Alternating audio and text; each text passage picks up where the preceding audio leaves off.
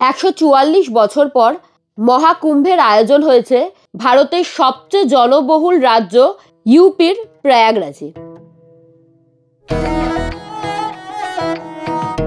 প্রয়াগরাজে পুণ্য স্নান করতে যাওয়ার সাথে সাথে যদি একই সাথে আপনারা দর্শন করে আসতে পারেন 12 জ্যোতির্লিঙ্গের এক জ্যোতির্লিঙ্গ কাশী বিশ্বনাথ ধাম বা বেনারসে, এবং এর সাথেই যদি দর্শন করে আসেন রামলালাকে মানে অযোধ্যা ধাম থেকে, তাহলে কেমন হয় ব্যাপারটা।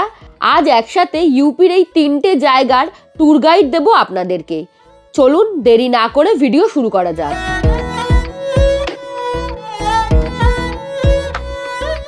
প্রথমেই আমরা চলে যাব কলকাতা থেকে বেনারস। বেনারস যাওয়ার জন্য কলকাতা থেকে রয়েছে অনেকগুলি অপশান। প্রথমেই রয়েছে ট্রেন। প্রচুর ট্রেন রয়েছে কলকাতা থেকে বেনারস যাওয়ার, তবে খুব কম দিনের শিডিউলে ট্রেনের টিকিট পাওয়া একটু অসম্ভব। আপনারা তৎকাল টিকিটের জন্য ট্রাই করতে পারেন, অথবা আপনারা অন্য অপশান বেছে নিতে পারেন। হাওড়া থেকে বেনারস যাওয়ার জন্য 2-3টে ভালো ট্রেন আছে, যেটা আপনাদেরকে ঠিকঠাক টাইমে বেনারস পৌঁছে দেবে, যেরকম বিভূতি এক্সপ্রেস, দুন এক্সপ্রেস। এই ট্রেনগুলিতে হাওড়া থেকে বেনারস যেতে সময় লাগে অ্যাপ্রক্সিমেটলি 11 থেকে 12 ঘন্টা মতো। এই ট্রেনে স্লিপার ক্লাসের ভাড়া শুরু হয়ে যায় মাত্র 375 টাকা থেকে। এছাড়াও economy class, third AC, second AC, first class সমস্ত কিছুরই আপনারা টিকিট পাবেন। কলকাতা থেকে বেনারস যাওয়ার জন্য রয়েছে 2-3টে বাসেরও অপশান। বাসে মোটামুটি 19 থেকে 20 ঘন্টা মতো সময় লাগে। আপনারা সেই বাসে চেপে বেনারস পৌঁছে যেতে পারেন খুব সহজেই। এই বাসে কিন্তু আপনারা বসে যাওয়ারও সিট পাবেন এবং স্লিপারেরও অপশান পাবেন, মানে শুয়ে শুয়ে যাওয়ার। এই বাসের ভাড়া শুরু হয়ে যায় 899 টাকা থেকে, আর স্লিপার বাসের ভাড়া একটু বেশি হয়। বেনারস পৌঁছে আপনারা থাকার জন্য একটি ঘর খুঁজুন। থাকতে পারেন দশাশ্বমেধ ঘাটের সামনে বা গোধুলিয়া চকের সামনে। এছাড়া আস্সি ঘাটের সামনেও বেশ সস্তায় অ্যাকোমোডেশন পাওয়া যায়। আমরা বেনারসে ছিলাম দশাশ্বমেধ ঘাটের সামনে। ফোন নাম্বার আমি স্ক্রিনে এবং ডেসক্রিপশনে দিয়ে দিচ্ছি। হোটেলের নাম ফ্যামিলি গেস্ট হাউস। এই হোটেলের ভাড়া শুরু হয়ে যায় মাত্র 1000 টাকা থেকে। এই হোটেলে বিভিন্ন ক্যাটাগরির রুম আছে, সেই অনুযায়ী ভাড়া বাড়েও কমে। এছাড়াও সিজন অনুযায়ী রুম রেন্ট ভ্যারি হয়। হোটেলে ফ্রেশ হয়ে বেরিয়ে পড়ুন কালভৈরব দর্শন করার উদ্দেশ্যে। কালভৈরবকে বেনারসের কোতোয়াল বা দ্বাররক্ষক বলা হয়ে থাকে। বলা হয় বিশ্বনাথ দর্শন করার আগে কালভৈরবের দর্শন করা মাস্ট। কালভৈরব যেতে গেলে আপনারা পায়ে হেঁটেও যেতে পারেন, অথবা গোধুলিয়া চক থেকে রিক্সাও নিতে পারেন। কালভৈরব দর্শন করার পর হাতে সময় থাকলে আপনারা চলে যেতে পারেন বিশ্বনাথ দর্শন করতে। মন্দির চত্বর ভীষণ সুন্দর, ঘুরে ঘুরে দেখতে বেশ খানিকটা সময় লাগবে। বাবা বিশ্বনাথের দর্শন সেরে আপনারা চলে আসুন দশাশ্বমেধ ঘাটে সন্ধ্যা আরতি দেখার জন্য। সন্ধে 5:30-6টা নাগাদ সন্ধ্যা আরতি শুরু হয়। 1 ঘন্টা ধরে এই সন্ধ্যা আরতি চলে। এরপর আপনারা বেনারসের ফেমাস কাশী চাট ভান্ডার থেকে চাট ট্রাই করতে পারেন। এছাড়াও বেনারসে রয়েছে আরও অনেক খাওয়ার জায়গা, শপিং করার জায়গা। এইভাবেই সন্ধেটা কাটিয়ে দিন এবং ডিনার সেরে রুমে ফিরে যান। নেক্সট ডে সকালটা শুরু করুন বেনারসের ফেমাস কচুরি খেয়ে। তারপর চাইলে আপনারা বেনারসের একটি সাইট সিন হয় রামনগর ফোর্ট, সারনাথ, আরও অনেকগুলো জায়গা, সেগুলো আপনারা ঘুরে দেখতে পারেন। বেনারসের ডিটেল ভিডিও আমাদের চ্যানেলে অলরেডি আপলোড করা রয়েছে। লিংক আমি আই বাটনে এবং ডেসক্রিপশনে দিয়ে দিলাম, আপনারা চাইলে দেখে নিতে পারেন। এছাড়া যদি এই সাইট সিন না করতে চান, আপনারা ট্রেনে চেপে সোজা প্রয়াগরাজ পৌঁছে যেতে পারেন। দিনের বিভিন্ন সময় বেনারস রেলওয়ে স্টেশন থেকে প্রয়াগরাজ জাংশন যাওয়ার জন্য ট্রেন রয়েছে, তবে ট্রেনে ইনস্ট্যান্ট টিকিট পাওয়া একটু দুষ্কর। সেক্ষেত্রে আপনাদেরকে জেনারেলে ট্রাভেল করতে হবে। এছাড়া বেনারসের স্টেশনের সামনেই রয়েছে বাস স্ট্যান্ড। সেই বাস স্ট্যান্ড থেকে সারাদিনে প্রচুর বাস চলে প্রয়াগরাজের জন্য। সেরকম একটি বাসের টিকিট কেটে প্রয়াগরাজ পৌঁছে যেতে পারেন।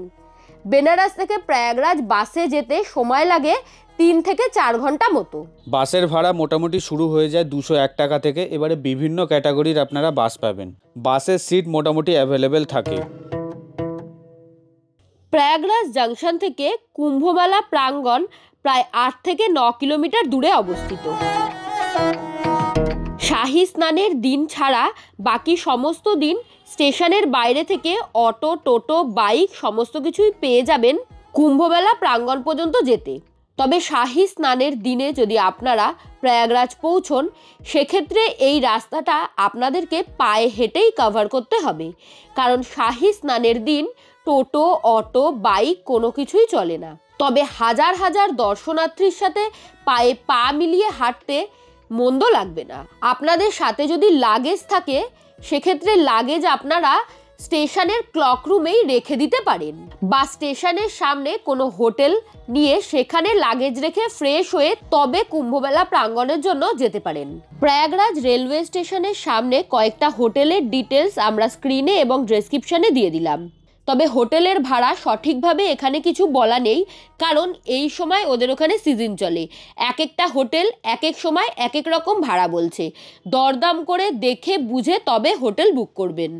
এছাড়া পুরো প্রয়াগরাজ জুড়ে রয়েছে প্রচুর ধর্মশালা, আপনারা চাইলে সেখানে থাকতে পারেন। এছাড়া টেন্ট সিটিও বানানো হয়েছে কুম্ভমেলার জন্য স্পেশালি, সেখানেও থাকতে পারেন। কুম্ভমেলা চলবে 13 জানুয়ারি থেকে 26 ফেব্রুয়ারি পর্যন্ত। 45 দিনের এই লম্বা কুম্ভ মেলায় আপনারা যে কোনো দিন স্নান করতে পারেন। তবে শাহী স্নানের যে ডেটগুলি রয়েছে সেগুলি আমি স্ক্রিনে লিখে দিলাম। আপনারা যদি ফাঁকায় ফাঁকায় কুম্ভ মেলায় স্নান করতে চান, তবে এই শাহী স্নানের ডেটগুলি অ্যাভয়েড করাই ভালো। যেহেতু কুম্ভমেলা প্রাঙ্গণে সব কিছুই অস্থায়ী, তাই ওখানে প্রচুর ধুলো ওড়ে। তাই মেলায় যাওয়ার আগে ভালো মাপের একটি মাস্ক ইউজ করুন। সঙ্গে যে জুতো পরে যাবেন সেটি জানি ভীষণভাবে কমফোর্টেবল হয়, কারণ প্রচুর হাঁটা রয়েছে। এছাড়াও ভালো শীতের জামা কাপড় ক্যারি করবেন, কারণ প্রয়াগরাজে কিন্তু প্রচণ্ড ঠান্ডা এই সময়। সঙ্গে রাখুন ক্যাশ, এবং দামি কোনো জিনিস সঙ্গে না রাখাই ভালো। পুরো কুম্ভমেলা জুড়ে রয়েছে প্রচুর খাবারের দোকান। এছাড়া বিভিন্ন জায়গায় জায়গায় আপনারা ভান্ডারা দেখতে পারবেন, তাই ভান্ডারাতেও খাবার খেয়ে নিতে পারেন আপনারা। স্নানের জন্য ত্রিবেণী সঙ্গমে যান, প্রচুর পুলিশ ফোর্স রয়েছে, যে কাউকে জিজ্ঞাসা করলেই তারা আপনাদেরকে ভালোভাবে গাইড করে দেবে। কুম্ভ মেলায় স্নান করা ছাড়াও আশেপাশে বেশ অনেকগুলি সাইট সিন করার জায়গা রয়েছে, যার ডিটেল ভিডিও আমাদের চ্যানেলে অলরেডি আপলোড করা রয়েছে। লিঙ্ক আমি আই বাটনে এবং ডেসক্রিপশনে দিয়ে দিলাম। এছাড়া পিপা ব্রিজের ওপারে আপনারা প্রচুর আখাড়া পাবেন, সেই বাবাজিদের আখাড়ায় দর্শন করে আসতে পারেন আপনারা। তবে সম্পূর্ণ প্রাঙ্গণটাই পায়ে হেঁটে ঘুরতে হবে, বারবার বলে দেওয়ার কারণ যাদের হাঁটতে প্রবলেম হয় তারা সম্পূর্ণ ব্যাপারটা জেনে বুঝে তবে কুম্ভমেলায় যান। প্রয়াগরাজ থেকে অযোধ্যা ধাম যাওয়ার জন্য ট্রেন রয়েছে, তবে বেশিরভাগ ট্রেনই উইকলি ট্রেন, তাই ট্রেনের অপশানটা বাদ রাখাই ভালো। আপনারা প্রয়াগরাজ থেকে অযোধ্যা ধাম যাওয়ার জন্য বাসের অপশানটা চুজ করতে পারেন। দিনের বিভিন্ন সময় প্রয়াগরাজ থেকে অযোধ্যার জন্য বাস চলে, সময় লাগে 4 থেকে 4.5 ঘন্টা মতো। ভাড়া শুরু হয়ে যায় 277 থেকে, এবং বিভিন্ন রেটের বিভিন্ন মানের বাস রয়েছে। এবার আসি বাস স্ট্যান্ড নিয়ে কিছু ইম্পর্টেন্ট কথায়। প্রয়াগরাজের বাস স্ট্যান্ড হলো সিভিল লাইন বাস স্ট্যান্ড। সমস্ত বাস সাধারণত সিভিল লাইন থেকেই ছাড়ে, এবং এই সিভিল লাইন বাস স্ট্যান্ডটা হলো প্রয়াগরাজ জাংশনের একেবারেই কাছে অবস্থিত। তবে শাহী স্নানের দিনগুলোতে এই সিভিল লাইন বাস স্ট্যান্ড বন্ধ করে দেওয়া হয়। সেই সময় বাস চলে বেশ অনেকটা দূরের একটি বাস স্ট্যান্ড থেকে। বাস চলে আন্দওয়া চৌরাই জুসি বলে একটি জায়গা থেকে। উচ্চারণে ভুল থাকতে পারে, স্পেলিং আমি স্ক্রিনে লিখে দিলাম। এই জায়গাটা প্রয়াগরাজের যে মেলা গ্রাউন্ড সেখান থেকে বেশ খানিকটা কাছে। আপনারা চাইলে সেখান থেকেই বাস স্ট্যান্ডের জন্য রওনা হতে পারেন, তবে আগে থেকে খোঁজ খবর নিয়ে নেবেন আপনাদের বাস কোথা থেকে ছাড়বে। বাস স্ট্যান্ড থেকে অযোধ্যার রাম মন্দির পর্যন্ত আপনাদেরকে কোনো অটো বা টোটো নিয়ে যেতে হবে। হোটেল নেওয়ার চেষ্টা করুন মন্দিরের আশেপাশেই। প্রচুর হোটেল রয়েছে বিভিন্ন মানের এবং বিভিন্ন দামের। এছাড়াও প্রচুর ধর্মশালাও পেয়ে যাবেন। কিছু হোটেলের ফোন নাম্বার স্ক্রিনে এবং ডেসক্রিপশন বক্সে দিয়ে দিলাম, চাইলে যোগাযোগ করে নিতে পারেন। অযোধ্যা নিয়ে ডিটেল ভিডিও আমাদের চ্যানেলে অলরেডি আপলোড করা রয়েছে, লিঙ্ক ডেসক্রিপশনে এবং আই বাটনে দিয়ে দিলাম, আপনারা চাইলে দেখে নিতে পারেন। তাহলে আপনাদের পুরো ট্যুরটা বুঝতে সুবিধা হবে। হোটেলের ভাড়া মোটামুটি শুরু হয়ে যায় 1500 টাকা থেকে। এছাড়াও বিভিন্ন মানের আপনারা হোটেল পাবেন। এই দিন অযোধ্যায় পৌঁছে একটু রেস্ট নিয়ে ফ্রেশ হয়ে তারপরে দর্শন করতে যান রামলালাকে। তবে এই সময় কুম্ভের জন্য বেনারস এবং অযোধ্যা দুটো জায়গাতেই বেশ ভালো ভিড় রয়েছে, এটা কিন্তু মাথায় রাখবেন। রামলালা দর্শন করে অযোধ্যায় একটি সাইট সিন হয়, যেখানে বিভিন্ন রকমের মন্দির দেখানো হয়। একটা টোটো ভাড়া করে বা পায়ে হেঁটে এই সমস্ত জায়গাগুলো আপনারা ঘুরে দেখতে পারেন। সন্ধ্যাবেলায় সরজু নদীর ধারে গঙ্গা আরতি দেখতে একদম ভুলবেন না। এরপর রাত্রিরের খাওয়া দাওয়া খেয়ে হোটেলে ফিরে আসুন।